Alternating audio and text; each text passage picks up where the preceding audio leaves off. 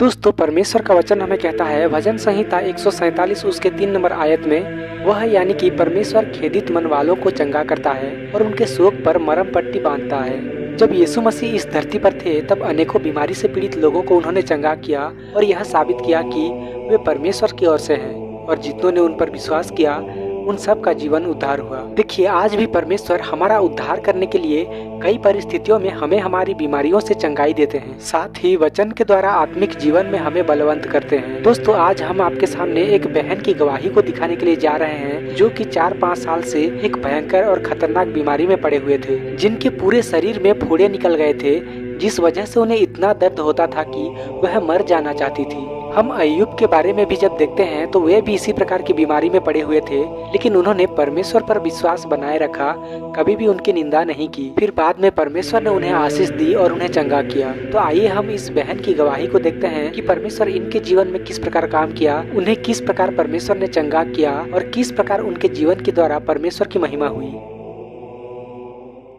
दुख पे दुख छाए हुए थे। 2 साल तक किसी भी लड़की को इतना दुख नहीं मिलना चाहिए। अगर कोई और होता तो मुझ जैसी को अनाथ आश्रम भेज देता, लेकिन मेरे माँ बाप ने मेरी इतनी बुरी हालत होते हुए भी मुझे नहीं छोड़ा। यही एक कारण था कि मरना चाहते हुए भी मैंने अपने जीवन का अंत ना करने की सोची। मैंने पूरी तरह बिस्तर पकड़ लिया था। खाना पीना सब कुछ मुझे बिस्तर पर ही करना पड़ता। मैं अपनी माँ से कहती मेरे खाने में कुछ जहर मिलाकर दे दो ताकि मैं उसे खाकर मर जाऊं। मेरी माँ कहती कि मैं उनके जीने की एकमात्र वजह हूँ। अगर मैं मर जाऊंगी तो उनके जीने का क्या फायदा होगा। मैं अपने पिताजी से पूछती कि मैं कब ठीक हो जाऊंगी और दूसरों की तरह सामान्य जीवन कब जी पाऊंगी। क्या मैं जीवन भर ऐसे ही रहूंगी? मेरे पिताजी मुझे सांत्वना देते और धीरज धरने को कहते। उनकी खातिर मैं भी चाहे जितना भी दर्द होता सहन करने लगी थी। कभी कभी तो दर्द हद से ज्यादा बढ़ जाता। मैं उन पर चिल्लाती और अपनी माँ को बुरा भला भी कहती, लेकिन इन सब के बाद भी उन्हें मुझसे इतना ही प्यार था और वही मुझे जीने की आशा देता। मेरे पूरे शरीर पर रैशेस थे। मैं कपड़ा भी नहीं पहन पाती थी। मैं लेट भी नहीं पाती थी। अगर उठने की कोशिश करती तो लगता कि खून निकल जाएगा। अपने हाथ भी मैं नीचे नहीं रख पाती थी। खून मेरे कानों से भी बाहर निकलने लगता था। शरीर के हर हिस्से में फुंसियां आ गई थी। मैं कुछ खा भी नहीं सकती थी, इसलिए तरल चीजें पीना शुरू कर दिया, लेकिन वो भी मुश्किल था क्योंकि मेरे मुंह मेरी जीभ में भी फुंसियां थी। पानी पीने में भी तकलीफ होती और सच में अपनी हालत पे बहुत खी जाती। अपने इस पृथ्वी पर होने पर भी मेरे मन में प्रश्न उठते और सोचती मैं बहुत अभागन हूँ। मेरे माता पिताजी डॉक्टर के पास ले जाते तो डॉक्टर मुझे छूने में भी कतराते। एक छड़ी से मुझे छूते तो जांच पड़ताल की बात कहते, कुछ भी कहा नहीं जा सकता। दवा देते लेकिन भरोसा नहीं देते थे। मैं बहुत देर बैठ भी नहीं सकती थी, लेकिन अब आराम से बैठ सकती हूँ और इसकी वजह है प्रभु यीशु की दया। आज इस तरह कपड़े पहन पा रही हूँ, वजह है हमारे परमेश्वर। 4 सालों से मैं कोई ढंग के कपड़े नहीं पहन पा रही थी। कभी कभी हताश होकर कोई पोशाक पहन भी लेती तो उसे उतारने में मेरी माँ को बड़ी परेशानी होती, क्योंकि कपड़ा शरीर से चिपक जाता और कपड़े निकालने वक्त चमड़ी भी उधड़ जाती। कभी कभी उन्हें कपड़े काटने पड़ते ताकि चमड़ी ना उधड़े। तब हमें किसी ने लव ऑफ जीसस मिनिस्ट्री के बारे में बताया, जो हर शनिवार को होती है। दूसरे दिन सुबह मुझे उठाकर मेरे माँ पिताजी मुझे गिरजाघर ले गए। भीड़ को देखकर मैं डर गई। उतनी भीड़ में मुझे बड़ा अजीब सा महसूस हो रहा था। लोग मेरे पास भी नहीं बैठते थे क्योंकि बदबू बहुत थी। मैंने अपने पिताजी से कहा कि मुझे वहां से ले जाए, लेकिन उसी समय अंकल जवाहर सैमुअल जी का प्रचार सुना।